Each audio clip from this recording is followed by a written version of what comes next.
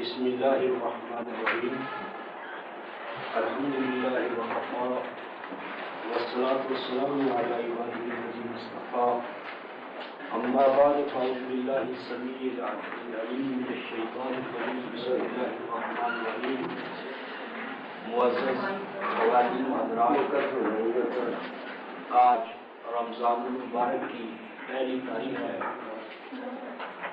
اور قرآن حکیم کی ترجمانی کا جو سلسلہ آج ہم شروع کر رہے ہیں، یہ سورہ المؤمنون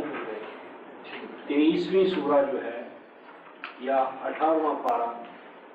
وہاں سے یہ شروع ہو رہی ہے۔ سورہ المؤمنون 23ویں سورہ اور بالکل نقطۂ آغاز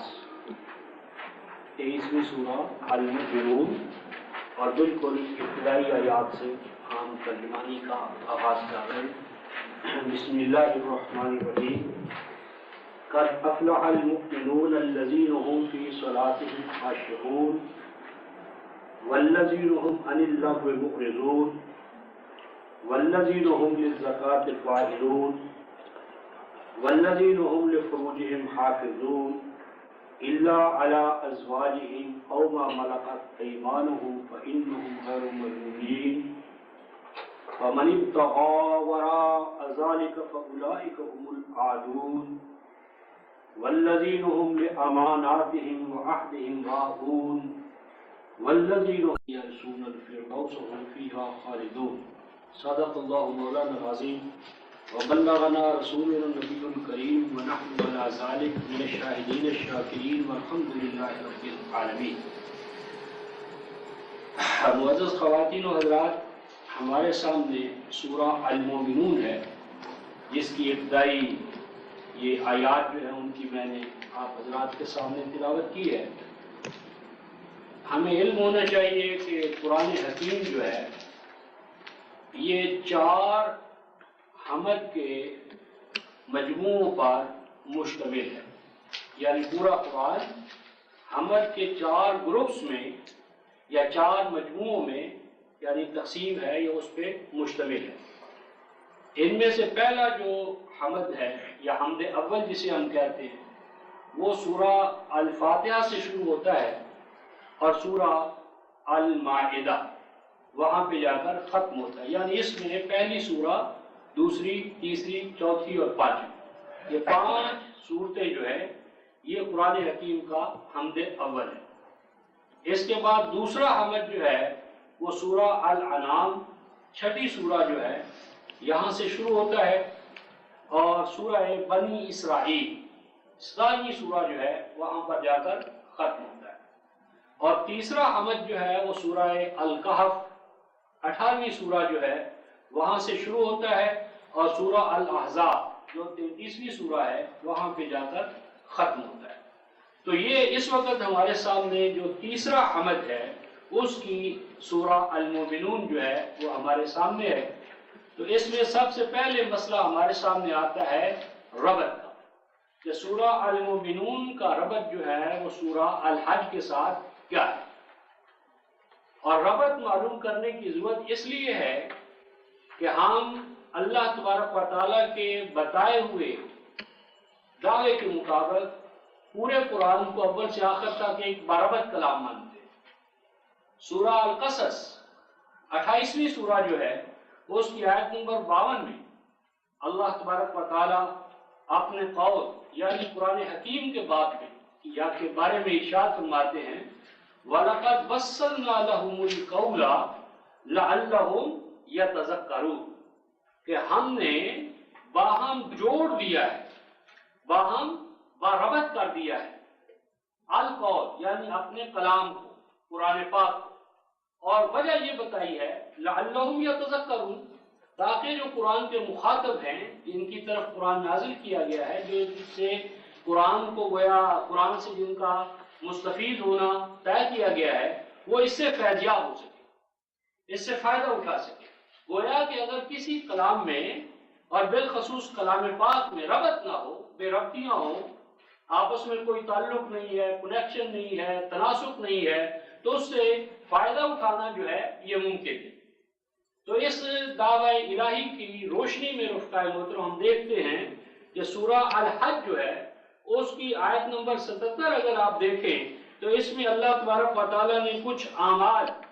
اہل ایمان کے لیے لازم ٹھہرائے ہیں اور ان کا نتیجہ اور ثمرہ یہ بتایا ہے. مصری ارشاد ربانی ہے یا ایھا الذین آمنوا ارکعوا واسجدوا واعبدوا ربکم وافعلوا الخیر لعلکم تفلحون. اے ایمان والو تم اس حالت میں رہو کہ جو ہی تمہیں حکم الہی پہنچے تم اس کی تعمیر کے لیے پہلے سے تیار. یہ رکوع ہے. اور جو ہی وہ حکم الہی تمہیں ملے اور تم اس کی تعمیر کے لیے پہلے ہی تیار ہو تو پس اس کی تعمیر کے لیے سراپا اپنے آپ کو کلی طور پر اس کے لیے جھکا دو، لگا دو، اس کے سامنے اپنے آپ کو یعنی بچھا دو اس حکم الہی کے سامنے. تو یہ ہوا سجدہ. اور اپنے آپ کو اللہ تبارک و تعالیٰ کے احکام کے ساتھ محکوم بنائے رکھو. وَاعْبُدُوا رَبَّكُمْ. اور آگے نتیجہ فرمایا لعلکم تفلحون، تاکہ تمہارے لیے کامیابی جو ہے، سعادت جو ہے اور تمہارا سرفروغ ہونا جو ہے، کامیاب ہونا جو ہے وہ گویا کہ ایک امر یقینی جو ہے وہ بن سکے. تو اب چونکہ سورہ الحج جو ہے وہ امور فلاح یعنی کامیابی اور سعادت کے جو افعال اور اعمال ہیں اہل ایمان کے حوالے سے ان کے بیان پہ ختم ہوتی ہے. اور اس کے بعد آیت نمبر 78 ہے سورہ الحج کی، اس میں ایمان والوں کو شہادت علی الناس یعنی نوع انسانی کل کی کل نوع انسانی جو ہے اس کے سامنے ایمان کی، قرآن کی، اللہ تعالیٰ کے کلام کی شہادت دینے پر مامور کیا گیا تھا. اس لیے اس معمولیت کا تقاضا تھا کہ انہیں اس فریضے سے عہدہ برا ہونے کے لیے اصول فلاح جو ہے وہ بتائے جاتے ہیں. یعنی کامیابی اور سعادت کے لیے جو ناگزیر ہے اعمال ان کا بیان ہوتا. تو یہ چونکہ اصول فلاح اور اصول فلاح سے اپنے آپ کو آراستہ کرنے والی جماعت اس کے ذکر پر سورہ الحج جو ہے وہ جا کر ختم ہوئی تھی. اور ارشاد فرمایا گیا تھا کہ اگر تم ان احکام الہیہ کے ساتھ اپنے آپ کو جوڑے رکھو گے تو ہوا مولاکم فنعم المولا ونعم النصیر. تو پھر اللہ تعالیٰ تمہاری سرپرستی فرمائیں گے، تمہاری نصرت فرمائیں گے اور قدم قدم پر اللہ تبارک و تعالیٰ کی جو نصرت ہے، حمایت ہے، اس کی تائید ہے وہ تمہارے لیے ہم رکاب اور ہم کنار رہے گی. تو اب جو سورہ ہمارے سامنے آئی المومنون، اس میں فرمایا گیا کہ قد افلح المؤمنون الذین هم فی صلاتهم خاشعون، کہ وہ جماعت، وہ اہل ایمان کامیابی سے ہمکنار ہو گئے، کامیاب ہو گئے کہ جنہوں نے ان اعمال سے اپنے آپ کو آراستہ کر لیا، ان اعمال سے اپنے آپ کو یعنی ہم نقاب کر لیا، ان اعمال سے اپنے آپ کو آراستہ کر لیا. یعنی میری مراد یہ تھی کہ سورہ الحج جو ہے یہ اصول فلاح اور سورہ المومنون اصول فلاح پر عامل ہو جانے والی جماعت اس کے کامیاب ہونے کا ڈکلیریشن جو ہے وہ اعلان ہے. تو گویا ایک میں اصول بتائے گئے اور دوسری اب آنے والی سورہ جو المومنون ہے اس میں بتایا جائے گا کہ جب ان اصولوں پر کوئی جماعت کا عمل پیرا ہو گئی تو اب اس کے لیے فلاح کا حاصل ہونا، سعادت کا، کامیابی کا حاصل ہونا ایک امر لازم ہے. اور دوسری بات یہ بھی تھی کہ سورہ الحج جو ہے وہ یا ایھا الناس سے شروع ہوتی ہے، یا ایھا الناس. تو نوع انسانی کا خطاب جو سب نوع انسانی کو لازم بات ہے تو وہ پہلے آئے گا اور اس پوری گویا نوع انسانی میں جو گویا اس دعوت کو قبول کر لیں گے، اس پہ لبیک کہیں گے، ان کا بیان بعد نہیں ہوگا. تو گویا کہ پہلے سورہ الحج جو نوع انسانی کے خطاب کے حوالے سے تھی اس کو لایا گیا اور نوع انسانی میں جو اس خطاب کو، دعوت کو قبول کر لیں ان کا بیان اس کے بعد آنا چاہیے تھا. اس لیے اب ہمارے سامنے سورہ الحج یعنی الناس کے خطاب کے بعد والا جو مسئلہ ہے المومنون کا خطاب وہ ہمارے سامنے آ رہا ہے. تو اس میں اب ہم سورہ جو ہے اس کا آغاز کرتے ہیں. ارشاد ربانی ہے بسم اللہ الرحمن الرحیم قد افلح المؤمنون الذین هم فی صلاتهم خاشعون. قد کا معنی ہے بے شک، افلح کامیاب ہو گئے، بے شک کامیاب ہو گئے، کامیابی سعادت ان کو حاصل ہو گئی. کن کو حاصل ہو گئی؟ المؤمنون، اہل ایمان کو. تو ایمان والے جو ہے رفقائے محترم جنہیں قرآن میں مومن کہا گیا ہے تو اس کا اصل معنی ہے امن میں آ جانا، المؤمن امن میں آنا، اور امن کی دوسروں کو ضمانت دینا۔ اور مومن میں یہ دونوں ہی چیزیں مطلوب ہیں۔ ایک تو آپ نے داخل کے اندر،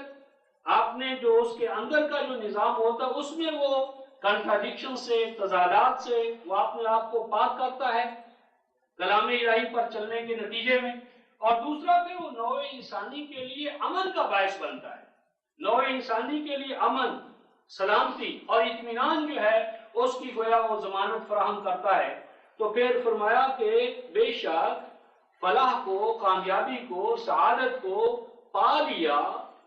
ان لوگوں نے یا اس جماعت نے کہ جس نے اپنے آپ کو تضادات سے پاک کیا،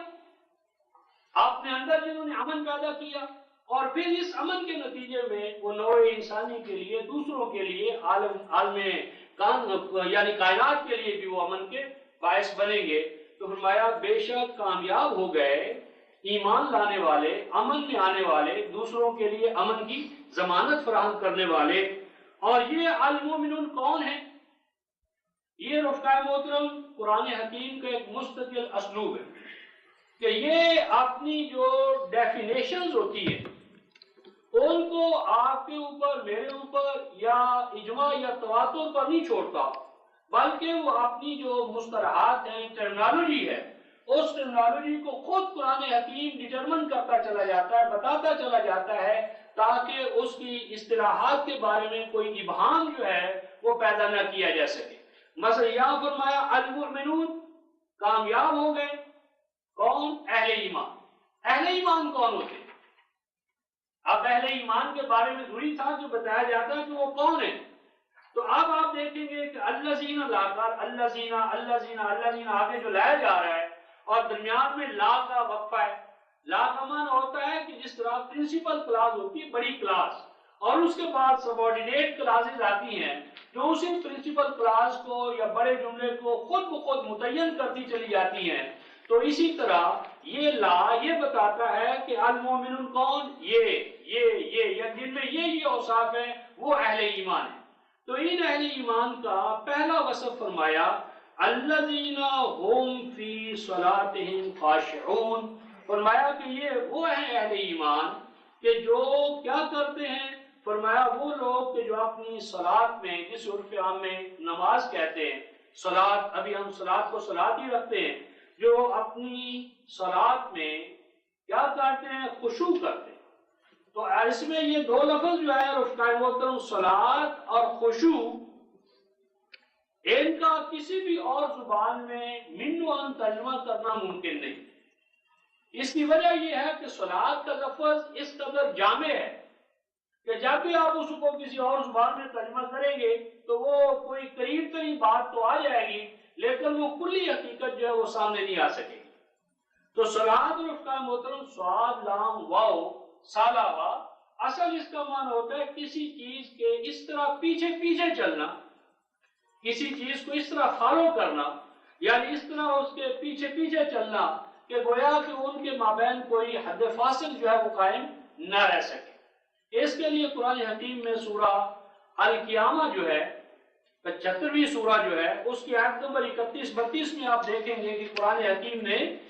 اس بات کو یوں بیان فرمایا ہے، فرمایا کہ فلا صدق ولا صلی ولکن کذب وتولی۔ تو اب یہ جو کذب ہے، تکذیب کرنا، یہ ضد ہے کس کی؟ تصدیق کی، کہ نہ اس نے تصدیق تو نہیں کی، تصدیق نہیں کی، سچ کر نہیں دکھایا، بلکہ اس نے جھٹلایا۔ اب تصدیق اس کی ضد آ گئی تکذیب، اور آگے فرمایا کیا اس نے فلا صلی، یعنی اس نے ہم نے صلات نہ کیا بلکہ تولا کیا، اعراض کیا، کنی کترائی۔ تو تولا کی ضد جو ہے وہ رفقائے محترم صلی ہے۔ تو صلی کا اصل معنی ہے عربوں کے ہاں المصلی، اس گھوڑے کو کہتے ہیں کہ جو ریس میں، دوڑ میں دوسرے نمبر پر آتا ہے۔ تو عمل صلات دراصل احکام الہیہ کے پیچھے پیچھے چلنے کا نام ہے۔ احکام الہیہ کے پیچھے چلنا، احکام کی حکمتوں کے پیچھے چلنا، اعمال کے لیے جو نتائج و ثمرات ہیں ان کے حصول کے لیے احکام الہیہ کا تقید کرنا، ان کی اتباع کرنا، ان کو اپنی لازم قرار دے لینا، تو پھر چونکہ یہ عمل انفرادی بھی ہوتا ہے، اجتماعی بھی ہوتا ہے، اسی لیے قرآن حکیم نے پچھلی سورہ الحج میں آپ نے دیکھا آیت نمبر 41 میں، سورہ الحج کی آیت نمبر 41 میں یہ بیان فرمایا گیا تھا کہ الذین ان مکناہم فی الارض اقاموا الصلاۃ، کہ یہ اہل ایمان وہ ہیں کہ جب ان کو ہم تمکن دیں گے، خلافت دیں گے، حکومت دیں گے، یہ کہ اس علاقے کے اندر ان کو ہر حوالے سے قوت و طاقت حاصل ہو جائے گی، تو پھر کیا کریں گے؟ الصلاۃ کو قائم کریں گے، الصلاۃ کو قائم کریں گے، اور الزکوٰۃ جو ہے، نشو و نما جو ہے نوع انسانی کی، افراد انسانیہ کی، اس کی تکمیل کریں گے، بجاوری کریں گے، امر بالمعروف کریں گے، معروف قدریں جو ان کو نافذ کریں گے، اور جن سے اللہ کی کتاب نے روکا ہے ان سے روکیں گے۔ تو آپ دیکھیں کہ یہاں پر سورہ الحج کی آیت 41 کا جو میں نے حوالہ دیا ہے، یہاں پر صلاۃ کی اقامت کے لیے تمکن کو، حکومت کو، اقتدار کو، ساورنٹی کو لازم قرار دیا گیا۔ تو لہذا صلاۃ مجرد ایک مذہب کی صلاۃ تو نہیں ہے کہ جو آپ غلامی کے اندر بھی ادا کر سکیں۔ قرآن حکیم میں صلاۃ کے لیے ایک اجتماعی نظام، اور اجتماعی نظام کے حوالے سے تمکن و استقلال یا حکومت کا ہونا ایک شرط لازم ہے۔ تو میری بات یہ تھی کہ صلاۃ ہے احکام الہیہ کے پیچھے پیچھے چلنا، اور یہ احکام الہیہ کے پیچھے پیچھے چلنا انفرادی بھی ہے اور اجتماعی بھی، اس میں معیشت بھی ہے، معاشرت بھی، سیاست بھی، نظام حکومت بھی، کل کا کل۔ اس لیے اس کے لیے تمکن کا ہونا، استقلال کا ہونا، قوت کا ہونا، طاقت کا ہونا ناگزیر ہے۔ تو صلاۃ یعنی ایک فرد کا احکام الہیہ کے پیچھے پیچھے چلنا، یہاں سے شروع ہو کر پورے معاشرے کا، پوری ریاست کا احکام الہیہ کے عین تقاضوں کے مطابق ڈھلنا، یہ تمام پروسیس، یہ تمام عمل، یہ تمام گویا حیات قضائی جو ہے، یہ عمل صلاۃ ہے۔ تو فرمایا کہ فلاح کو، کامیابی کو پا لیا اس جماعت نے کہ جنہوں نے احکام الہیہ کے پیچھے پیچھے چلنے میں، جس میں صلاۃ موقت بھی آ جائے گی اور صلاۃ دائمہ بھی، وہ کیا کرتے ہیں، کیا ان کی عادت ہوتی ہے؟ خاشعون، خاشعون، تو خشوع کرتے ہیں۔ خشوع کا عام ترجمہ تو ہمارے یہاں کرتے ہیں عاجزی، انکساری، لیکن رفتہ محترم خاشعۃ الشجرۃ خشوعا و خشعا، درخت کا پھلدار ہو کر نیچے کی طرف جھکنا، یہ ہے اصل میں خشوع۔ خاشعۃ الشجرۃ اذا اثمرت وانحنت، خشوع ہوتا ہے درخت کا پھلدار ہونا، اور جس شاخ پر پھل لگے گا وہ لازمی بات ہے وہ نیچے کی طرف جھکے گی۔ تو اس میں خشوع اصل میں ہے دوسروں کو فیضیاب کرنے کے لیے، دوسروں کو فائدہ پہنچانے کے لیے از خود ان کی طرف جانا، انیشیٹو لینا، اور یہ گویا کہ حد امتیاز قائم کی گئی ہے اس جماعت میں جو اقدار وحی سے پیدا ہوتی ہے، اور وہ جماعتیں جو سیکولر نظام کی حامی ہوتی ہیں۔ گویا کہ امت مسلمہ یا جماعت مومنون دوسروں کو فائدہ پہنچانے کے لیے، ان کی فلاح کے لیے، ان کی تعمیر کے لیے، ان کی ترقی کے لیے خود ان کے دروازوں پر جا کر دستک دیتے ہیں۔ ان کی طرف آنے کے لیے درخواستیں نہیں لکھنی پڑتی، بلکہ وہ جماعت مومنین اپنے اہل ذمہ کو یا اپنی رعیت کو یا اپنے دائرہ کار یا اختیار میں رہنے والے افراد کو فائدہ پہنچانے کے لیے، ان کی فیضیابی کے لیے، ان کی آبیاری کے لیے، ان کی تعمیر و ترقی کے لیے خود وہ ان کے دروازوں پر جا کر دستک دیتے ہیں۔ ان کی حاجات کو معلوم کرنا، ضروریات کو معلوم کرنا، اور حاجات و ضروریات کو معلوم کر کے اس کی یعنی اس کو سیٹسفیکشن کرنا، ان کو پورا کرنا آج خود ان کے دروازوں پر جا کر۔ تو یہ اہل ایمان کا ایک امتیازی پہلو بیان فرمایا کہ فلاح اور سعادت کو حاصل کر لیا ان ایمان میں یعنی بسنے والوں نے کہ جن کا وصف خاص یہ ہے کہ وہ احکام الہیہ کے پیچھے پیچھے چلنے والے ہیں، انفرادی طور پر بھی اور جماعتی طور پر بھی۔ اور یہ وہ اہل ایمان ہیں کہ جب احکام الہیہ پر چلتے ہیں تو جذبہ محرکہ یہ ہوتا ہے کہ دوسروں کی فلاح کے لیے، دوسروں کو کامیاب کرنے کے لیے ان کی طرف جھکے رہیں، ان سے وابستہ رہیں۔ گویا کہ حاکم و محکوم کا جو آج ہمارے یہاں تضاد ہے تو یہ تضاد نہیں ہوتا، بلکہ وہاں پر حاکم اپنے آپ کو خادم سمجھتا ہے اپنی رعیت کا، تو وہ خدمت کرنے والا ہوتا ہے۔ تو حاکم اور محکوم کے مابین جو حجابات ہیں سیکولر نظام نے پیدا کیے، یہ ان کی نفی کی طرف اشارہ ہے۔ آگے ارشاد فرمایا والذین هم عن اللغو معرضون، اور یہ ایمان والے وہ ہیں کہ جو لغو سے علیحدگی اختیار کرتے ہیں، علیحدہ ہوتے ہیں، اپنے آپ کو الگ تھلگ رکھتے ہیں۔ لغو بھی رفقا محترم ایک ایسا لفظ ہے کہ جس کا اردو زبان میں ترجمہ ممکن نہیں۔ لغا لام غین واو، لغو یلغو، اصل اس کا معنی ہے کشتی کا بھنور میں پھنس جانا۔ اب آپ تصور میں لائیے کشتی کہ وہ بھنور میں پھنسی ہوئی ہے، اب وہ ہے تو مسلسل حرکت میں، حرکت ہے، گردش پہم ہے، لیکن ہدف نہیں ہے اس کے ساتھ، ڈیسٹنی نہیں ہے، گول نہیں ہے۔ تو لغو ہوگا ایسی حرکت کہ جو آپ کو خط مستقیم میں منزل کی طرف نہ لے جانے والی، منزل سے آپ کو روکے، منزل کی طرف آپ کو نہ لے جائے۔ تو لغو فکر بھی ہے اور عمل بھی، علم بھی اور عمل بھی۔ تو فرمایا کہ ایمان والے وہ ہیں جو ہر اس چیز سے، فکر سے، علم سے، عمل سے، جو ان کو ان کی منزل سے غافل کرے، ان کو ان کی منزل سے دور لے جائے، یا ان کی منزل سے ان کو کسی بھی حوالے سے اعراض کا باعث بنے، تو اس سے وہ اپنے آپ کو الگ تھلگ رکھتے ہیں۔ تو اس میں بتانا یہ مقصود ہے کہ گفتگو ہو، بات چیت ہو، گپ شپ ہو، یا حرکات و سکنات ہو، تو ایمان والوں کی تمام حرکات و سکنات ان کے نصب العین سے جو اللہ تعالیٰ نے ان کی زندگیوں کا ٹھہرا دیا ہے، وہ ہمیشہ اس نصب العین کے ماتحت رہتے ہیں، اس کے حوالے سے ان کی حرکات و سکنات ہوتی ہیں۔ کوئی ان کی زندگی کا ایسا پہلو نہیں ہوتا جو ان کے نصب العین سے، مقصود سے ہٹا ہوا ہو۔ تیسری چیز ارشاد فرمائی والذین هم للزکاۃ فاعلون، اور ایمان والے، کامیاب ہونے والے یہ وہ لوگ ہیں جو زکوٰۃ کے لیے کام کرنے والے ہوتے ہیں۔ یہ بھی ایک بنیادی فرق ہے رفقا محترم قرآن میں، دین میں اور مذہب میں۔ جس طرح میں نے سورہ الحج کی آیت نمبر 41 کا حوالہ دیا ہے، تو وہاں بھی آپ نے یہ دیکھنا ہے کہ الذین مکناہم فی الارض، ایمان والے وہ ہیں کہ جب ہم انہیں حکومت و اقتدار دیں گے تو الصلاۃ کو قائم کریں گے، اور دوسری چیز فرمائی گئی ہے رفقا محترم، اور وہ زکوٰۃ دیا کریں گے۔ 22-41 یعنی پرانی جماعت، پرانی حکومت، پرانی ریاست، پرانی مملکت یا اسلامی مملکت زکوٰۃ دیتی ہے، اور مذہب کے نام پر قائم ہونے والی حکومتیں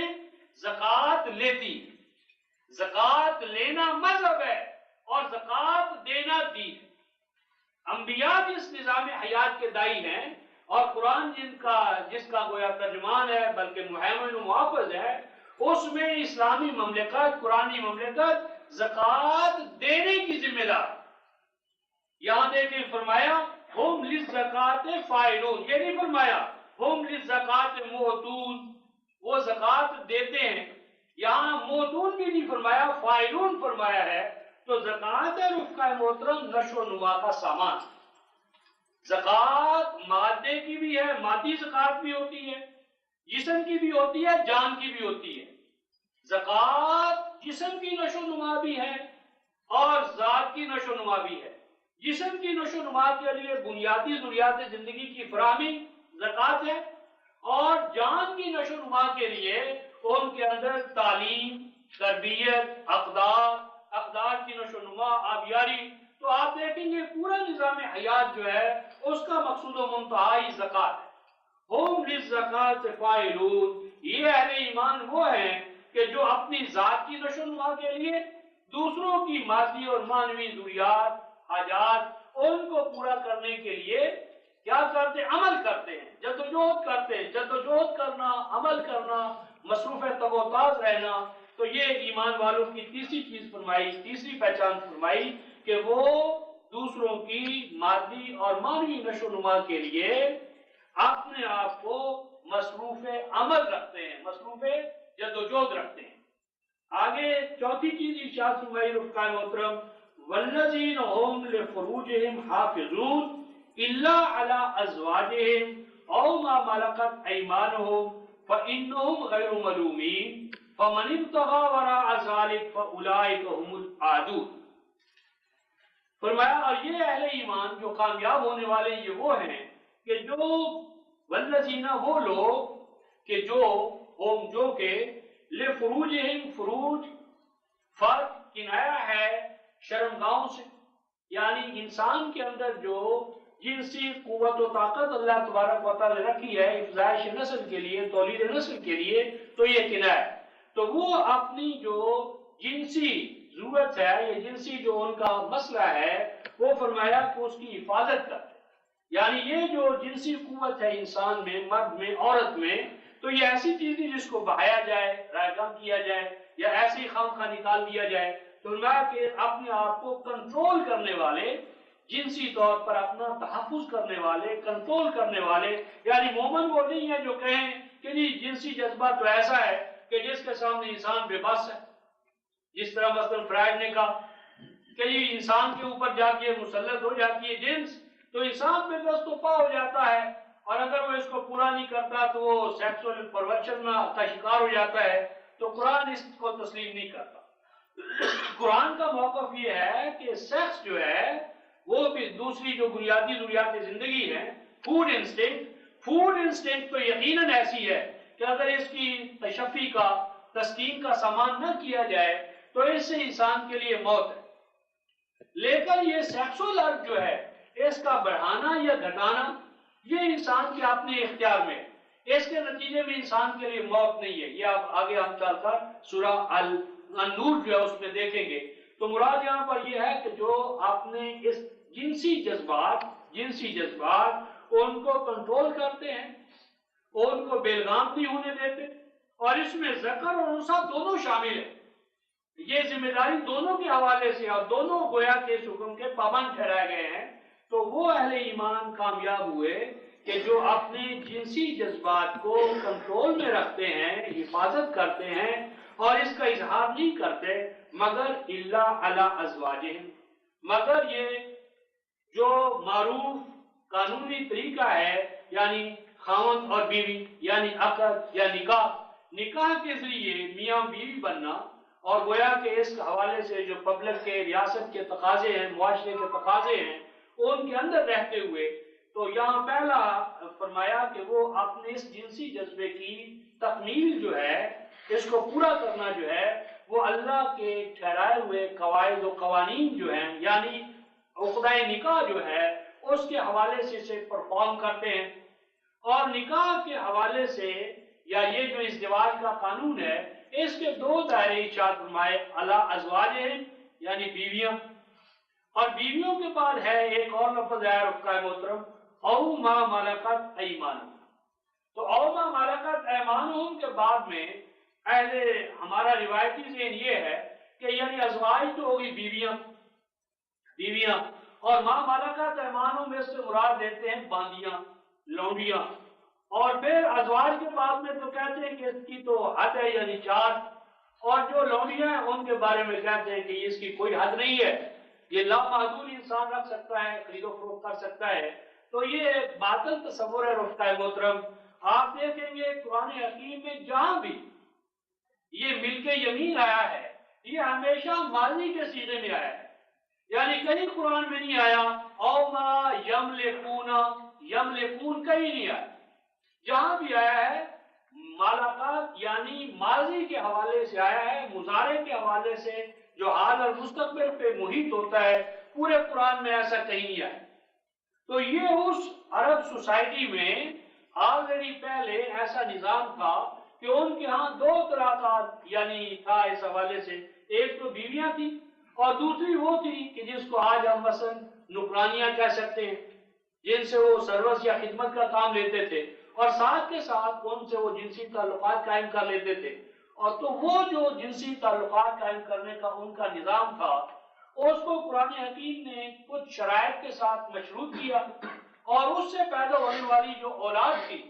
اس کو قرآن حکیم نے لافل قرار دیا۔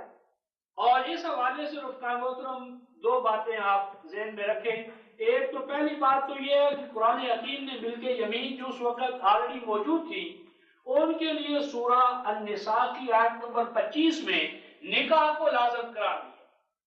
لہذا پہلا جو ہمارا روایتی تصور ہے کہ بس یہ ملک یمین ہے تو آپ سارے کام کرو، نکاح کی کوئی ضرورت نہیں ہے، یہ غلط بات ہے۔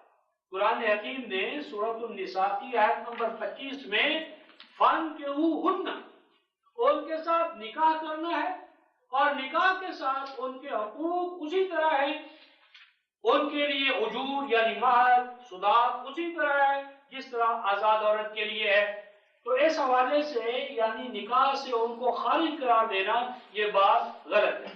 دوسری بات یہ رفقائے محترم کہ یہ جو انسٹیٹیوشن تھی ملک یمین کی جس کی بنیاد تھی اس دور میں غلامی، اور غلامی کا بہت بڑا باعث تھا کیا؟ جنگوں کا پایا جانا۔ جنگ یعنی کیپٹیوز آف وار جو ہوتے تھے، جنگی قیدی جو ہوتے تھے، تو ان کو رومن امپائر سے عرصہ قدیم سے ان کے ساتھ ایسا کیا جاتا تھا کہ مردوں کو غلام بنا لیا جاتا تھا اور عورتوں کو باندھیا، اور ہر قوم میں یہ رواج چلا آ رہا تھا۔ یہود کے اندر بھی تھا، نصارہ کے اندر بھی تھا، مجوس کے اندر بھی تھا، لیکن قرآن حکیم نے رفقائے محترم اس بات کو ختم کیا۔ اس ضمن میں اگر آپ سورہ محمد جو ہے، سورہ محمد 47ویں سورہ اس کی آیت نمبر 4 میں آپ دیکھیں گے کہ قرآن حکیم کہتا ہے کہ جس وقت جنگ ہو رہی ہو تو اس وقت تم جنگی حالت کے اندر کیا کرو، یہ جو جنگ کے دوران پکڑے جائیں ان کو تم فشد الوثاق کہ ان کو تم مضبوط طریقے سے یعنی باندھ کر رکھو، الگ تھلگ رکھو کہ یہ واپس جا کر دوبارہ جنگ میں شریک نہ ہو سکیں۔ اور جب جنگ ختم ہو جائے تو آپ سوال پیدا ہوگا کہ اب کیا کیا جائے؟ تو ہمارا جو روایتی کنسیپٹ ہے وہ تو یہ کہ اب جب جنگ ختم ہو گئی تو جو امام ہے یا امیر ہے وہ ان کو تقسیم کر دیں، یعنی وہ جو مرد ہیں ان کو غلاموں کے طور پر باندھ دیں، اور جو عورتیں ان کو باندیاں کے طور پر، کنیزوں کے طور پر باندھ دیں، جس طرح ہمارا روایتی تصور ہے۔ لیکن قرآن کہتا ہے یہ بات نہیں ہے۔ آپ سورہ محمد جو ہے 47ویں سورہ اس کی آیت نمبر 4 میں یہ قرآن میں یہ آپ پڑھیں گے کہ وہاں پر قرآن حکیم نے کہا ہے کہ یہ جو جنگ کے نتیجے میں تمہارے پاس قیدی آ جائیں فَإِمَّا مَنًّا بَعْدُ وَإِمَّا فِدَاءً، کہ آپ ان جنگی قیدیوں کے ساتھ دو ہی ممکنہ صورتیں ہیں تمہارے لیے۔ پہلی اعلیٰ صورت تو یہ ہے کہ ان کو از خود آزاد کر،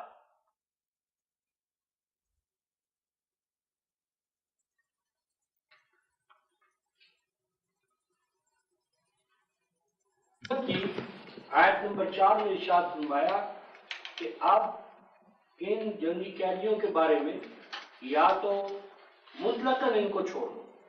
بغیر رینسم لیے، بغیر کوئی یعنی ان سے جزیہ لیے یا بغیر ان سے کوئی تاوان جنگ لیے، بغیر اس کے آزاد کرو، چھوڑ دو۔ اور اگر ایسا ممکن نہیں یا تمہارے حالات اجازت نہیں دیتے تو اما کیا کرو، پھر دوسری صورت کیا؟ فدیہ لے لو، رینسم لے لو، تاوان جنگ لے لو۔ یعنی کوئی تیسری صورت جو ہے وہ قرآن حکیم نے ہمارے لیے نہیں کھلی رکھی کہ اگر ان کو آزاد بھی نہیں کر سکتے اور تاوان جنگ بھی نہیں تم لینا چاہتے تو غلام بنا لو، باندیا بنا لو۔ قرآن حکیم نے اس کی اجازت نہیں دی۔ اور اس کے ساتھ رفقائے محترم اگر ہم سورہ البلد 90 سورہ جو ہے وہ اس کی آیت نمبر 11 اور 12 میں دیکھیں تو قرآن حکیم کہتا ہے فَلَقْتَحَمَ الْعَقَبَةَ وَمَا أَدْرَاكَ مَا الْعَقَبَةُ فَكُّ رَقَبَةٍ، کہ اے انسان کیا تو نے سوچا کہ وہ کون سی چیز ہے جو تیری یا نوع انسانی کی پروگرس کے راستے میں سنگ گراں بن کر آئے، یعنی ایک بہت بڑے پتھر کی طرح، چٹان کی طرح آگے بڑھنے کے راستے میں آئے۔ اور وہ کیا چیز ہے رفقائے محترم؟ قرآن کہتا ہے فَكُّ رَقَبَةٍ، ایک بھی انسانی جان کا غلام ہونا، یعنی رقبہ مومنہ نہیں قرآن کہتا، یعنی ایک بھی انسانی جان کا خواہ وہ کافر ہی کیوں نہ ہو، اس کا غلام ہونا، اس کا بے دست و پا ہونا، یہ کل نوع انسانی کے لیے چیلنج ہے۔ سورہ البلد آیت نمبر 11 اور 12۔ اور پھر آپ دیکھیں کہ جو قرآن حکیم نے صدقات کا ہمیں نظام دیا ہے سورہ توبہ کی آیت نمبر 60 میں، تو اس کا ایک مستقل شعبہ ہے وفی الرقاب، یعنی نوع انسانی میں اگر جہاں کہیں غلامی ہوگی، اس غلامی کا قلعہ کرنے کے لیے ہمارا بجٹ جو ہے اس کے خاص شعبہ ہے۔ تو پھر قرآن حکیم تو گویا نوع انسانی کو آزادی عطا کرنے کے لیے آئے، آزاد کرنے کے لیے آئے، لیکن مذہب کے حوالے سے پھر وہی غلامی جو ہے وہ ہمارے اوپر تھوپ دی گئی۔ اور پھر آپ دیکھیں گے رفقان محترم اگلی سورہ میں آ رہا ہے، سورہ نور میں آیت نمبر 33 میں، کہ جو پہلے سے تمہارے ماتحت چلے آ رہے ہیں ان میں بھی اب لازم ہے کہ تم انہیں آزاد کرو، اور اگر کوئی آزادی کا پروانہ تم سے دینا چاہے تو لازم ہے کہ تمہیں اسے آزادی کا پروانہ دینا ہوگا۔ یہ تمہارے ڈسکریشن پر نہیں ہے، چاہو تو دو چاہو تو نہ دو، نہیں، بلکہ جاتی دفعہ فرمایا کہ ان کو مال دیا کرو، کہ اب تک تو وہ تمہارے ماتحت رہیں، تمہاری خدمت کرتے رہیں، اب اگر وہ جا رہے ہیں تاکہ وہ اپنے پاؤں پر کھڑے ہو سکیں تو انہیں مال دیا کرو۔ میری بات یہ تھی کہ ملک یمین کوئی غلامی کا شعبہ نہیں ہے، اس کی بس ایک ہی صورت ہے، اور محترم وہ ہم سورہ الممتحنہ میں دیکھیں گے کہ جو مہاجرات یعنی جو اہل ایمان عورتیں ہجرت کر کے دارالکفر سے دارالاسلام کی طرف آئیں گی اور ان کا مومن ہونا ہر حوالے سے ثابت ہو جائے گا، تو پس ان عورتوں کا مومن ہونا، مہاجر ہونا آپ اس امر کو لازم ٹھہرا دے گا کہ ان کو ہم واپس نہیں جانے دیں گے۔ وہ جو عورتیں ہوں گی وہ ملک یمین بہی مانا کیا وہ پورے معاشرے کی گویا ذمہ داری ہے ان کا تکفل کرنا، کفیل ہونا، ان کی یعنی تمام ضروریات کا تکفل کرنا۔ تو وہ عورتیں جو ہیں اہل ایمان عورتیں، وہ گویا پوری امت کی یا پوری جماعت کی کسٹوڈین میں، اور پھر خلیفۃ المسلمین یا امام چونکہ جماعت کا گویا کہ نائب ہے، قائم مقام ہے، اس لیے وہ اس کی تعویل میں، اس کے نظم و نسق میں، اور ان سے نکاح کرنا جو ہے وہ بھی ایسا ہی ہوگا کہ جس طرح آزاد عورتوں کے ساتھ آپ اپنی پاک دامن عورتوں کے ساتھ نکاح کرتے ہیں۔ تو یعنی اس دور کے اندر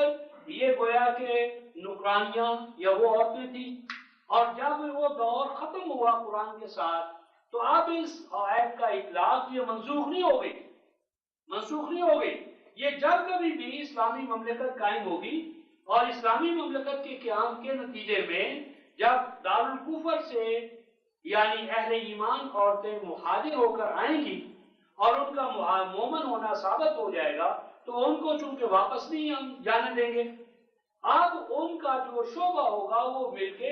یمین کہلائے گا، تو ان کا باقاعدہ نکاح ہوگا، اور وہ نکاح جو ہے ریاست کے جو ذمہ دار افراد ہوں گے ان کے توسط سے ہوگا، اور ان کے حقوق اور فرائض وہی ہوں گے جو دوسرے اہل ایمان کے ہیں، لہٰذا ان کے اور ان کے مابین کوئی حد امتیاز اس معنی میں نہیں ہوگی کہ گویا وہ سبارڈینیٹ ہیں یا ماتحت ہیں یا دوسرے درجے کی عورتیں ہیں، ایسا نہیں ہے۔ تو بیان یہ فرمایا جا رہا ہے کہ ایمان والے وہ ہیں مرد اور عورتیں کہ جو اپنے جنسی جذبات کو کنٹرول میں رکھتے ہیں، اور ان جنسی جذبات کا اظہار وہ قاعدے قانون کے دائرے میں رہتے اس کا اظہار کرتے ہیں۔ فرمایا بیویوں کے ساتھ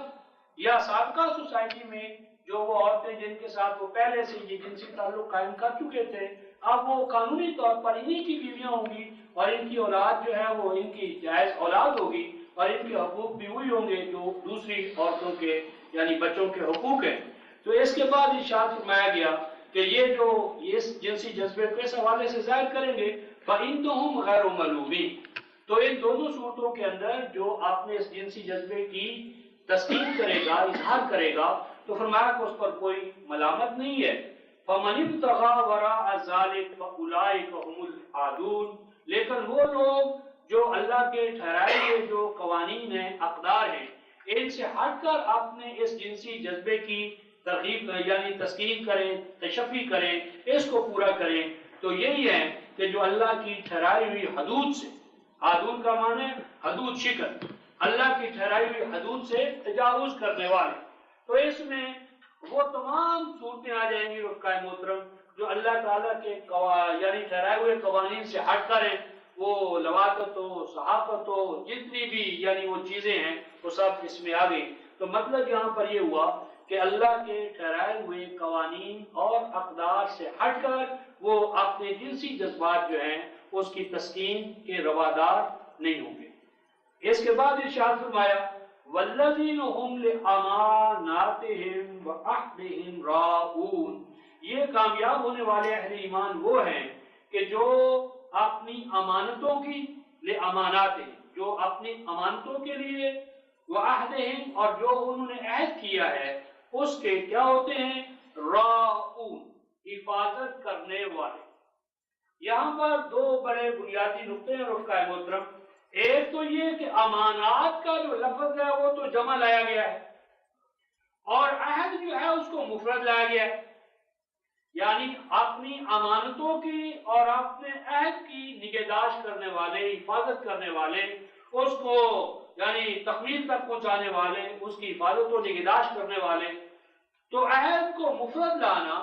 اور امانات کو جمع لانا اپنے اندر ایک بہت بڑی حکمت رکھتا ہے۔ اس کی اصل بات یہ ہے رفقائے محترم کہ سورہ توبہ کی آیت 111 میں ایک ہی عہد ہے ہمارا، اور وہ کیا ہے، ان اللہ اشتری من المؤمنین انفسهم واموالهم بان لهم الجنہ، یعنی جنت کو پانے کے لیے اپنی جان اور اپنا مال یہ دے دینا اللہ کو، اور اللہ کے قائم مقام تمدنی زندگی کے اندر وہ نظام ہوتا ہے جو اللہ کے کلام کو، نظام کو نافذ کرنے کے لیے قائم ہوتا ہے، یا جسے ہم مرکز ملت کہتے ہیں، اللہ اور رسول یعنی وہ مرکزی نظام۔ تو وہ مرکزی نظام، اس کے ساتھ ہمارا یہ عہد ہے کہ جان ہماری جان نہیں، مال ہمارا مال نہیں، اس جان اور مال کو دے دینے کا عہد یہ ایک ہے۔ اب اس عہد کے نتیجے میں وہ جان یا مال فوری طور پر ہم سے لے لی جاتی، اب اس جان کے لیے ہماری جدوجہد کے طریقے، وقت، اوقات کار، اور اسی طرح پھر مال کے حوالے سے مال کے جتنے بھی وہ گویا منافع ہیں، وہ فوائد ہیں، اس کی فروع ہیں، شکلیں ہیں، وہ ساری کی ساری امانات ہیں۔ تو گویا کہ مومن کے پاس جو کچھ ہے رفقائے وہ اپنے جسم، جان، وقت، انرجی، سوچ، جو کچھ بھی ہے، یہ اب مومن ہونے کے بعد وہ اس کا اپنا ذاتی نہیں رہتا، وہ اس کے پاس امانت۔ دوسرے لفظوں میں آپ ایمان والے کسٹوڈین بنتے ہیں، یا یوں سمجھیں کہ ان کی حیثیت مستخلف کی ہو جاتی ہے۔ سورہ الحدید جو 57 سورہ ہے اس کی آیت نمبر 7 کی روح سے قرآن کہتا ہے کہ انفقوا، انفاق کھلا رکھو اپنے وسائل کو، بوجہ اس کے کہ آپ تم مستخلف ہو۔ مستخلف کا معنی کہ اب یہ چیزیں امانت کے طور پر تمہارے پاس ہیں، جہاں مالک کا حکم ہو، یعنی مرکز ملت تمہیں احکام دے، ہدایات دے، اس کے مطابق ان کو کھلا رکھو، کام میں لاؤ، خرچ کرو۔ تو امانات میں تو رفقائے محترم ہماری پوری زندگی اور زندگی کا جو کچھ ہمارے پاس سرمایہ ہے، ایک عامل ہے تو اس کا عمل،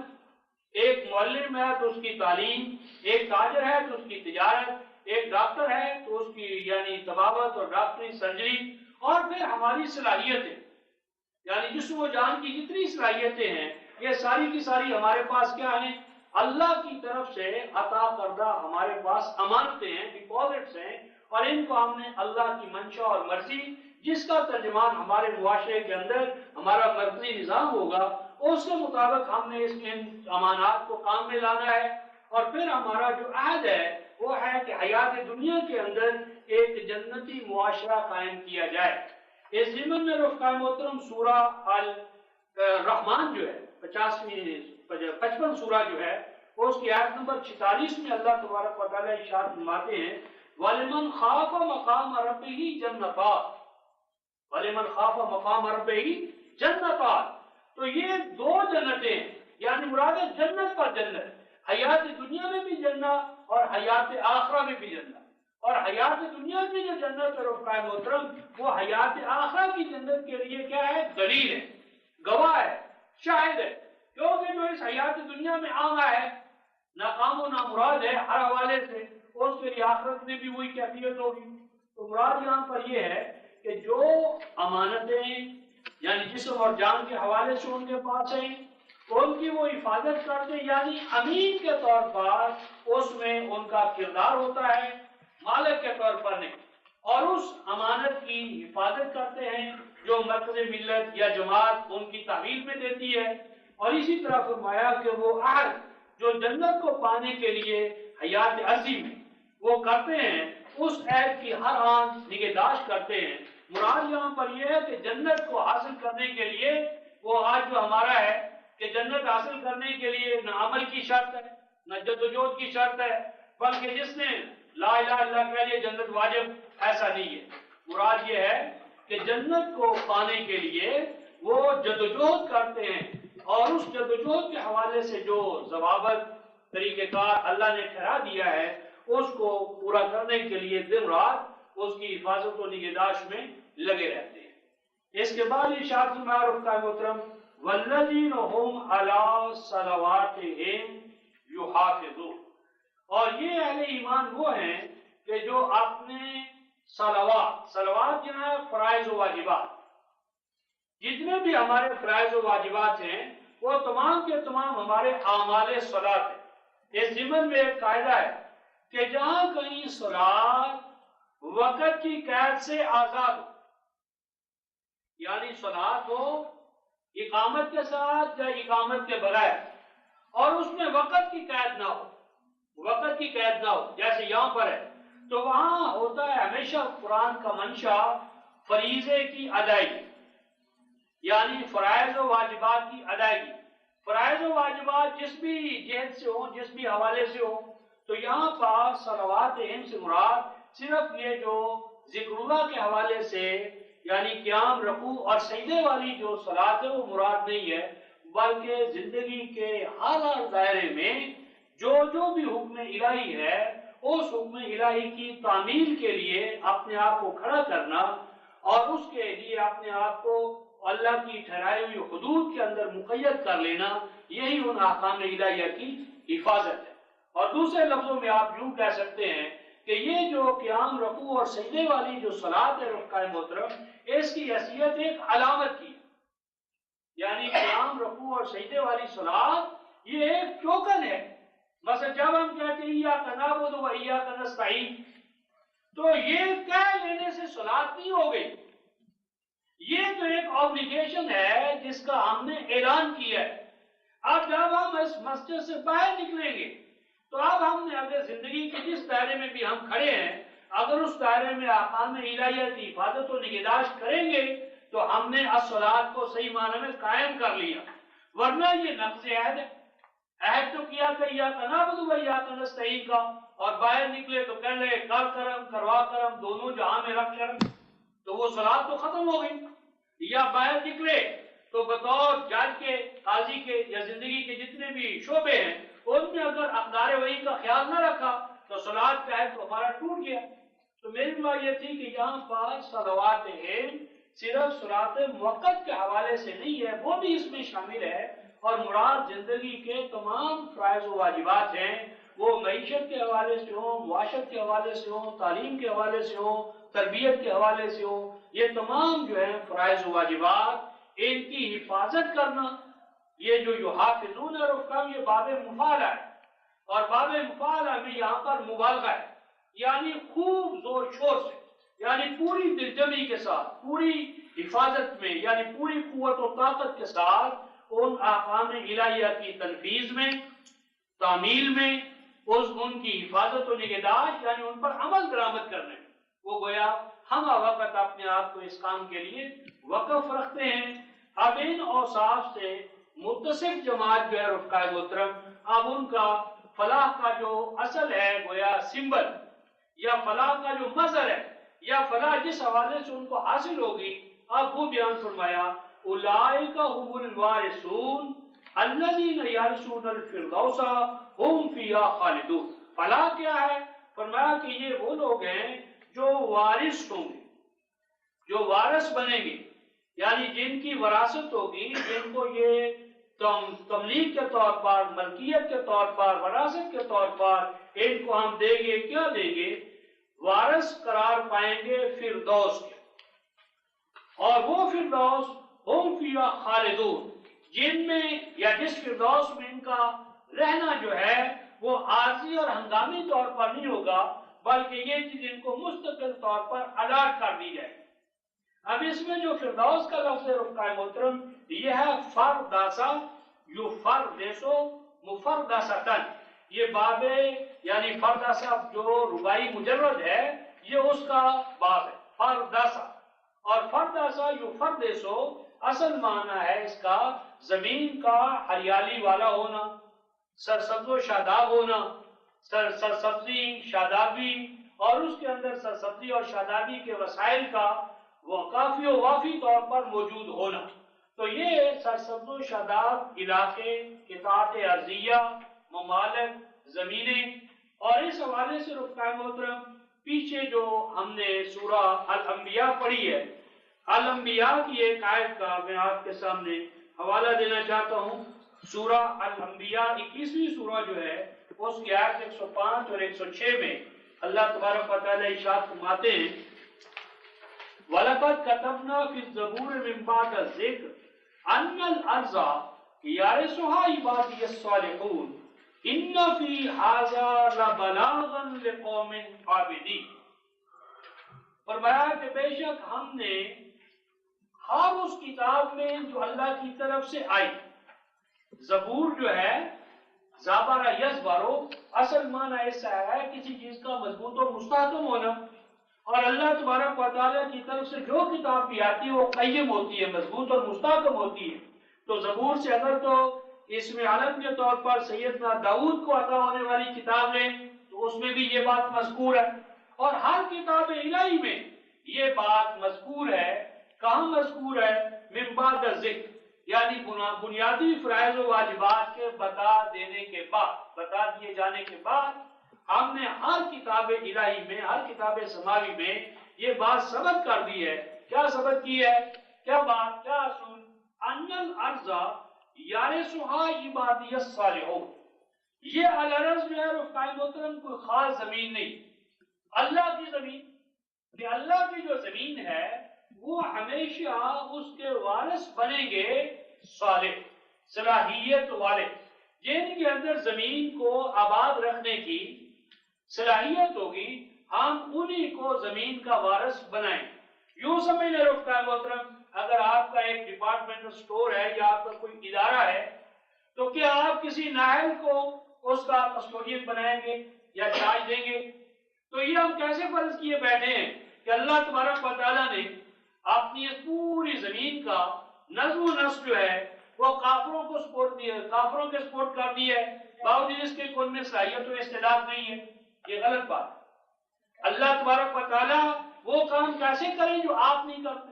یعنی آپ اپنا چھوٹا سا جو ادارہ ہے وہ کسی نااہل کو نہ دیں، اور اللہ تبارک و تعالیٰ یہ پوری کائنات، پورا نظام ارضی جو ہے وہ غیر صالح کو دے دے،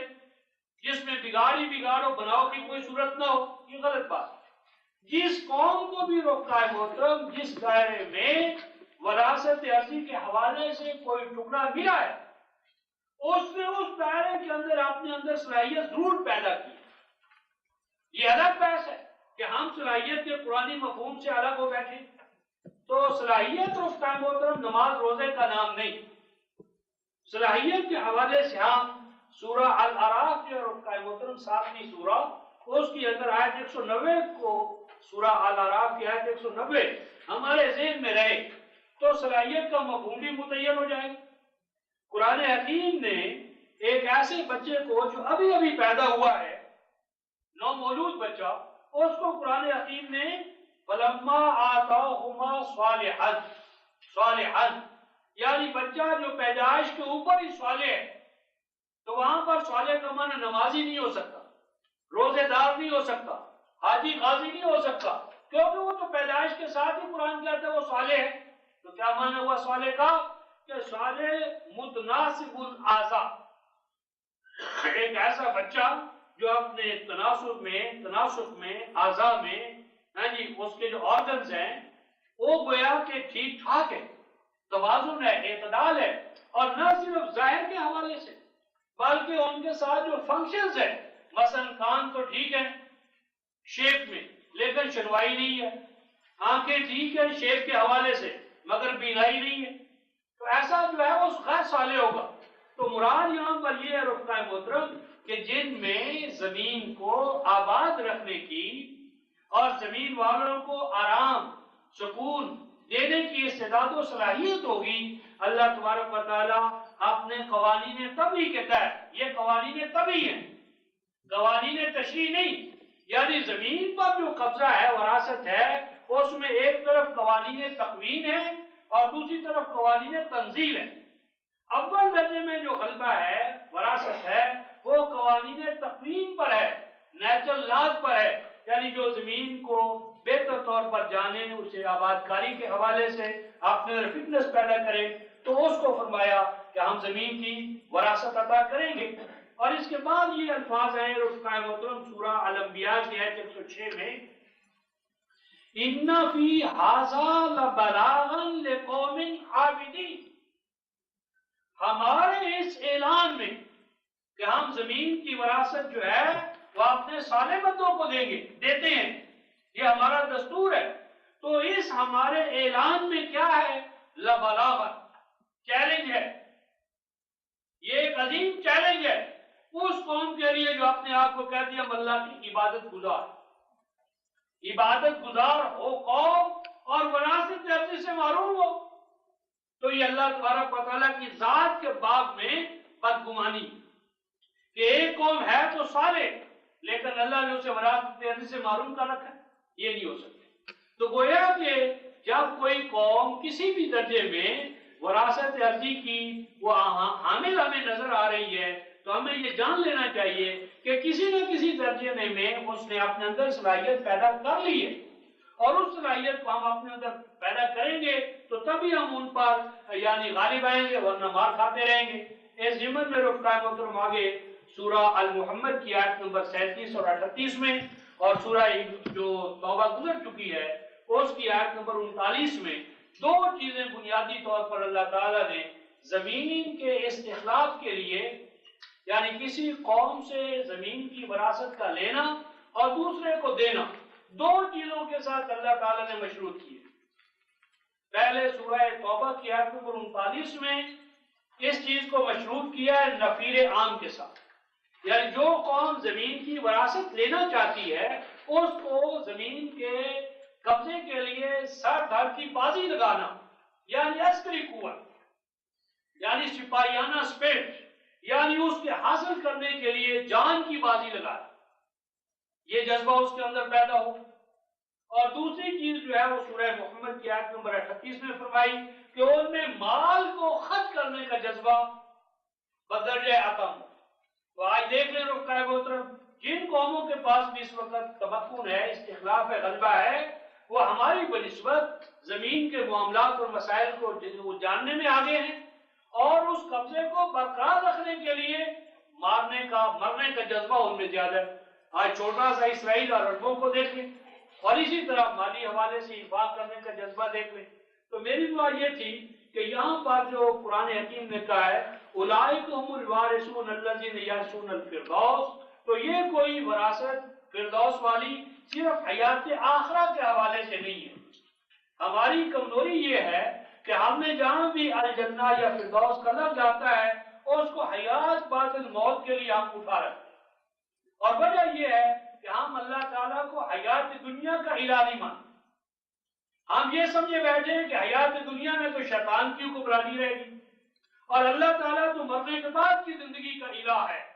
یہ بنیادی فساد ہے مذہبی ذہن کا. تو اللہ الہ الارض بھی ہے، الہ السما بھی ہے، الہ الدنیا بھی ہے، الہ الآخرہ بھی ہے. حیات دنیا کے اندر بھی اسی کی ٹھہرائی ہوئی اقدار کی حکمرانی ہے، اور حیات آخرہ بھی اسی کی ٹھہرائی ہوئی اقدار کے مطابق ہوگی. تو الفردوس حیات عرضی میں بھی ہے اور حیات آخرہ میں بھی. تو یہاں پر ہم حیات عرضی کے حوالے سے گفتگو کر رہے ہیں، اگرچہ اس کا اطلاق حیات آخرہ پر بھی ہوتا ہے. آگے جو ارشاد فرمایا رفقائے محترم ہم فیہا خالدون، تو جب تک ان کے اندر وہ صلاحیت اور استعداد رہے گی تو یہ اس کے حاکم رہیں گے، اور جب وہ استعداد و صلاحیت اپنی گنوا دیں گے، کھو بیٹھیں گے، تو اس سے نکال دیے جائیں گے. اس ضمن میں ایک حوالہ آپ کے سامنے رکھتا ہوں. سورہ المائدہ 5ویں سورہ ہے رفقائے محترم، سورہ المائدہ 5ویں سورہ اور اس کی آیت نمبر 11 اور 12. سورہ المائدہ 5ویں سورہ اور بنی اسرائیل کا یہاں پر ذکر ہے. آیت نمبر 12 کہ بنی اسرائیل سے اللہ تعالیٰ نے ایک عہد لیا، میثاق کیا، اور اس میثاق کی شرائط یہ بیان فرمایا کہ انی معکم، سورہ المائدہ آیت نمبر 12 کہ میں تمہارے ساتھ رہوں گا، تمہیں میری معیت حاصل رہے. کب؟ اگر تم الصلاۃ کو قائم رکھو گے اور زکوٰۃ کا نظام جو ہے وہ تمہارے اندر جاری و ساری رہے گا، اور جو رسالت کا پیغام ہے اس سے تم امن حاصل کرتے رہو گے اور اس کے دست و بازو بن کر رہو گے، اور جو کچھ تمہارے پاس ہے اس کو تم قرض حسن کے طور پر مرکز کو دیتے رہو گے، تو میں تمہیں کیا کروں گا؟ لَأُكَفِّرَنَّ عَنْكُمْ سَيِّئَاتِكُمْ، تمہاری بدحالیاں جو ہے وہ تم سے دور ہوتی رہیں گی. اور آگے قرآن کہتا ہے رفقائے محترم وَلَأُدْخِلَنَّكُمْ جَنَّاتٍ تَجْرِي مِن تَحْتِهَا الْأَنْهَارُ، اور میں تمہیں ایسے باغات میں، جنات میں داخل کرتا رہوں گا کہ جن کے نیچے، جن کے ماتحت، جن کی سرسبزی و شادابی کے لیے دریا، نہریں، ندیاں، نالے رواں دواں رہیں گے. اور آگے فرمایا رفقائے محترم فَمَنْ كَفَرَ بَعْدَ ذَلِكَ مِنْكُمْ فَقَدْ ضَلَّ سَوَاءَ السَّبِيلِ، تو جو ان جنات کو پا لینے کے بعد کفر کی روش اختیار کرے گا، ناشکری کرے گا، وہ ان استعداد و صلاحیت کے جو پیمانے ہیں ان کو گوا بیٹھے گا، چھوڑ دے گا، بدعہد ہو جائے گا، تو وہ پھر صحیح راستے سے ہٹ کر غلط راستوں پہ پگڈنڈیوں میں کھویا جائے گا، اور یہ جنات تجری من تحتہا الانہار کے مقام سے وہ نکال دیا جائے گا. تو میری بات ہے کہ جو حیات عرضی کی الجنہ ہے، جنات ہیں، ان میں تو قوموں کا دخول بھی ہوتا ہے، اخراج بھی، لیکن حیات آخرہ کی جو الجنہ ہے وہاں صرف دخول ہے، اخراج نہیں. تو اس لیے جب حیات عرضی کے حوالے سے بحث ہوگی تو دونوں چیزیں کشادہ ہیں، یعنی ان شرائط کو پورا کرو، وارث بنے رہو. ان شرائط سے انحراف کرو گے تو یستبدل قوم غیرکم، دوسری قوم تمہارے اوپر آ جائے گی. تو فرمایا کہ جب تک تم وہ ان شرائط سے عہدہ برا ہوتے رہیں گے تو یہ جنات جو ہیں، باغات جو ہیں، فردوس جو ہے، اس کے وہ مالک رہیں گے. یہ جو رفقائے محترم ایک یعنی یونٹ تھا، ایک وحدت تھی، جو آیت نمبر 1 سے آیت نمبر 11 تک ہمارے سامنے آئی. اب اس کے بعد جو اگلا مجموعہ شروع ہو رہا ہے وہ آیت نمبر 12 سے آیت نمبر 16. یہ اگلا جو مجموعہ ہے اس میں جو یہ اہل ایمان ہے، ان اہل ایمان کا جو نقطۂ آغاز ہے اس کا بیان شروع ہوتا ہے کہ ایمان تو لانے کے بعد یہ ان بلند مدارج تک یا درجات تک پہنچے، ان مراحل کو انہوں نے طے کیا، لیکن ان کا نقطۂ آغاز کیا ہے، یا یوں سمجھ لیں کہ اس کائنات کے اندر انسان کا مقام کیا ہے. تو اس حوالے سے رفقائے محترم یہ جو آیت نمبر 12 سے 16 تک یہ جو 5 آیات ہیں، ان 5 آیات میں انسان کی تخلیق، اس کی پیدائش کے مختلف مدارج و مراحل ان کا بیان ہے. اس بیان میں 2 حوالوں سے رفقائے محترم ہمارے لیے اہمیت ہے. ایک تو یہ کہ اللہ تبارک و تعالیٰ نے انسان کی پیدائش، کائنات کی پیدائش اور ہر اپنی تخلیق کی جو پیدائش ہے اس کو یعنی مدارج کے اندر یا یوں سمجھیں گریجولی تدریجی طور پر بیان فرمایا. جو چیز بھی اللہ تعالیٰ نے تخلیق کی، پیدا کی، اس کو گویا کہ دفعۃ واحدہ پیدا نہیں کیا، بلکہ اس کو درجہ بدرجہ نیچے سے اوپر لے جاتے ہوئے اس کی تخلیق کی. اس میں ہمارے لیے یہ سبق ہے کہ کہ ہم بھی تدریج کو اپنے لیے سنت الہی سمجھتے ہوئے اسے اڈاپٹ کریں، یعنی ہمارے اعمال و افعال کے اندر بھی گریجویشن جو ہے، تدریج جو ہے، مرحلہ مرحلہ کسی منصوبے کو پائے تکمیل تک پہنچانا، اس کی ہمیں عادت پڑنا چاہیے، اس سنت سے ہمیں اپنے آپ کو آراستہ کرنا چاہیے۔ گویا کہ جو ہمارا ذہن ہے کہ ہتھیلی پہ سسوں جمانا، یا یہ کہ دفعتاً واحدہ بڑے بڑے خواب دیکھنا اور لمبی چوڑی پلاننگ کرنا اور اس کے لیے جو بنیادی شرائط ہیں ان سے غافل رہنا، یہ گویا کہ اللہ کی سنت سے ایڈجسٹ نہیں ہو سکے گا یہ طرز عمل۔ تو پہلی چیز تو ان آیات میں ہماری یہ آئے گی کہ ہم اللہ تعالیٰ کی سنت تدریج کو سمجھیں کہ جب وہ اللہ قادر و قیوم ہونے کے ساتھ، یعنی علی کل شیء قدیر ہونے کے باوجود، وہ اس کے ہاں سنت کیا ہے؟ تدریج۔ وہ گویا کہ کسی بھی چیز کو، کسی بھی پروسیس کو، کسی بھی ایکٹ کو، عمل کو دفعتاً واحدہ نہیں کرتا، بلکہ تدریجی طور پر اسے نیچے سے اوپر لے جاتا ہے۔ تو اس میں ہمارے لیے عملی سبق یہ ہے کہ ہم بھی اپنے منصوبوں کو، پروگراموں کو تدریج کے حوالے سے اور نیچے سے اوپر لے جانا جو ہے اس کو ہم سمجھیں۔ اور دوسری بات اس میں جو ایک نئی آئے گی رفقائے محترم، وہ آیت نمبر 14 میں یہ آئی ہے، ثم انشأناه خلقا آخر فتبارک اللہ احسن الخالقین۔ اس میں جو انشأناه خلقا آخر کا لفظ آئے گا، اس میں ایک بڑا اہم نقطہ ہے، وہ یہ ہے کہ انسان ابتدائی مراحل میں تو انہی درجات سے، منازل سے گزرتا ہے کہ جس میں کوئی بھی حیوان جو ہے وہ گزرتا ہے،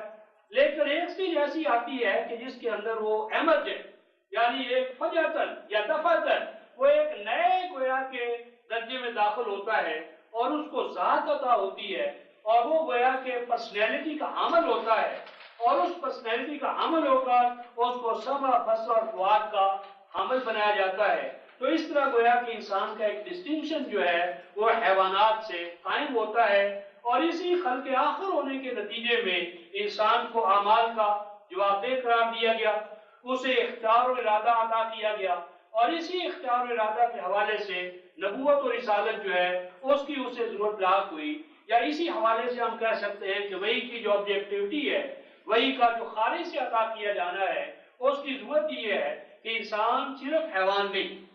صرف حیوان ہوتا تو حیوانی انواع کے اندر کیا ہے کہ ان کی گائیڈنس ان کے انر کے اندر رکھ دی جاتی ہے کہ جس کی خلاف ورزی کو ان میں کوئی امکان نہیں۔ نتیجہ تو انواع حیوانی کے اندر نہ نیکی ہے نہ بدی ہے،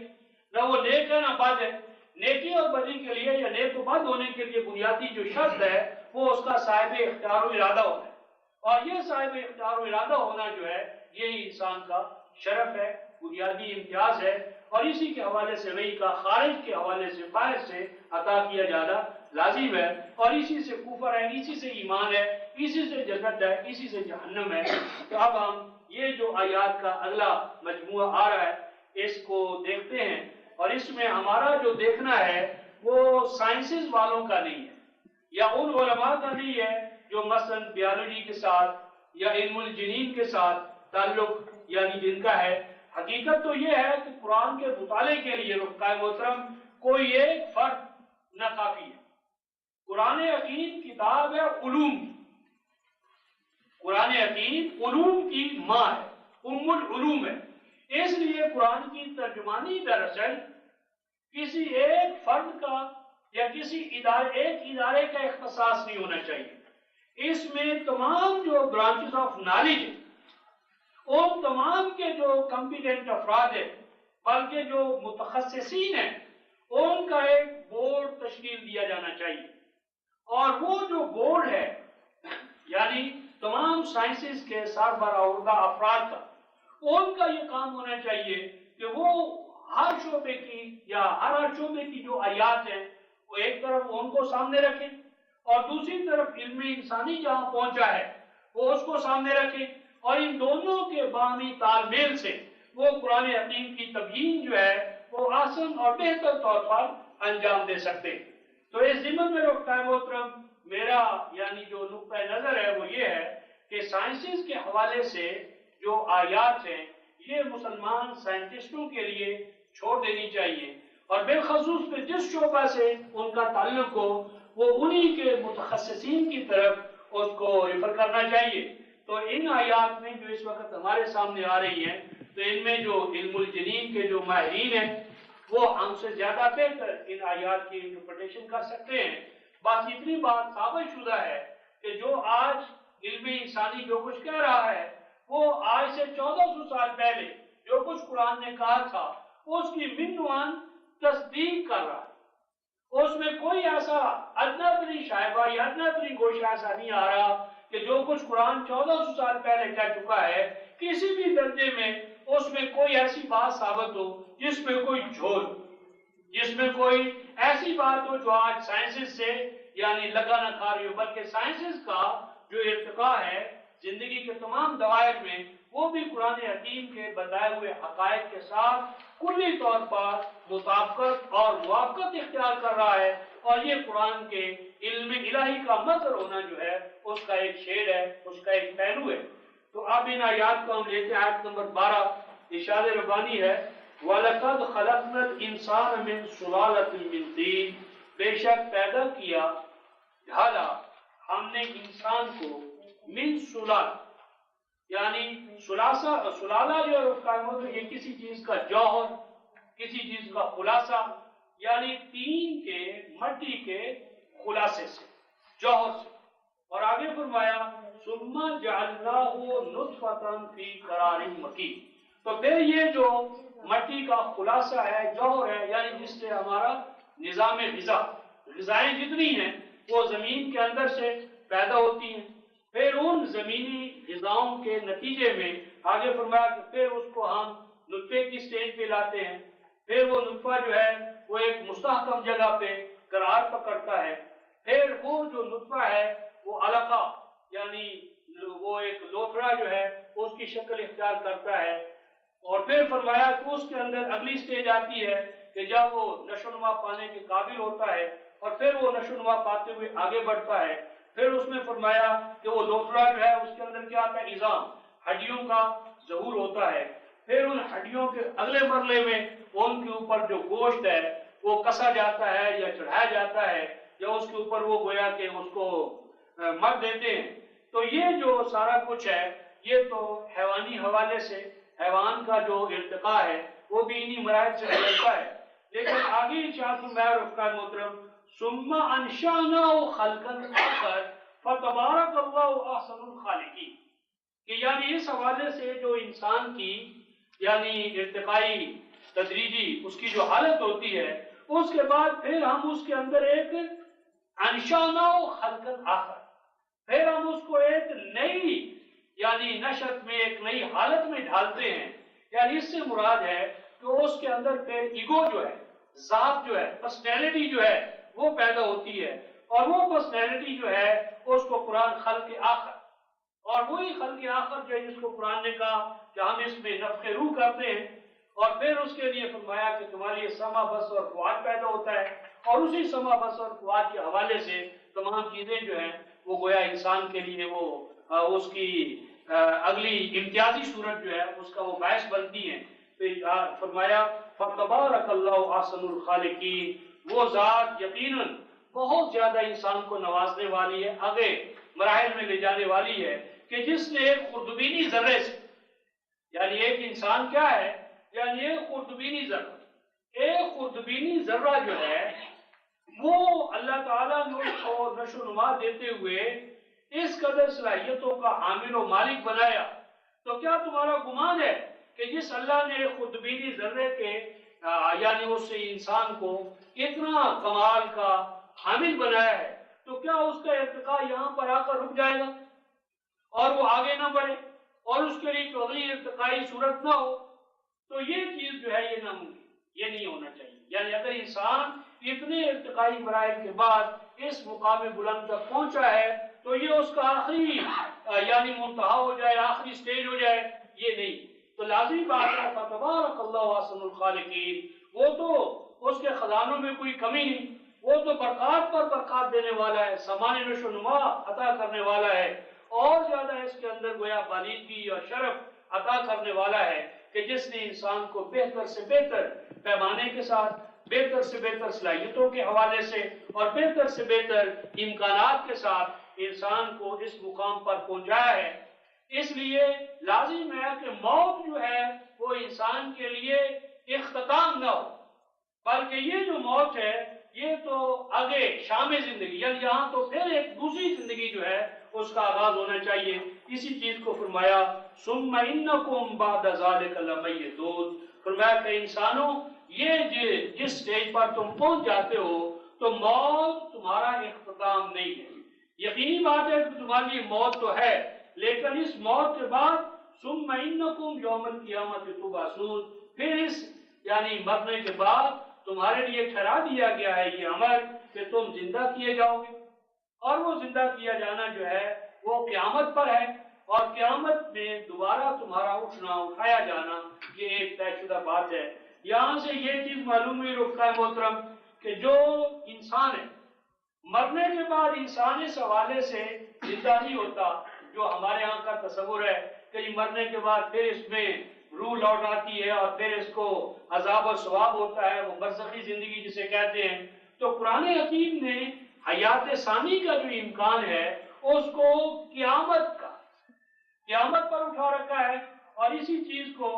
آگے دیکھیں مثلا سورہ جو الزمر ہے 39ویں سورہ، اس میں نبی پاک صلی اللہ علیہ وسلم کو خطاب کرتے ہوئے اور آپ کے جو مخاطبین ہیں ان کو خطاب کرتے ہوئے ارشاد فرمایا، یہ سورہ الزمر اور آیت نمبر 30 تو تمام کو خطاب ہے، اور اس میں بھی یہی الفاظ ہیں ثم انکم یوم القیامہ، اور پھر تم سب کے ساتھ قیامت کے دن اپنے رب کے ہاں اٹھائے جاؤ گے، وہاں اختصام کرو گے، وہاں اپنے اعمال کے حوالے سے جو ہے نا ثم انکم یوم القیامۃ عند ربکم تختصمون۔ تو اس سے یعنی ظاہرہ طور پر یہ بات سمجھ میں آتی ہے کہ مرنے کے بعد قیامت سے پہلے بعثت سے قبل کوئی زندگی اس معنی میں نہیں ہے کہ جہاں پر عذاب یا ثواب ہو رہا ہو اور اس کو ہم برزخ کی زندگی یا برزخ کا عذاب و ثواب کہتے ہیں۔ تو اس حوالے سے رکھا ہے محترم ہم یہ جو آیت نمبر یعنی 16 ہے یہاں پہ رکتے ہیں، اور آیت نمبر 17 سے آگے انشاءاللہ العزیز کل چلیں گے۔ تو آج نقطہ آغاز کا، کل انشاءاللہ اس طور پہ آگے بڑھیں گے۔ آخر دعوانا الحمدللہ۔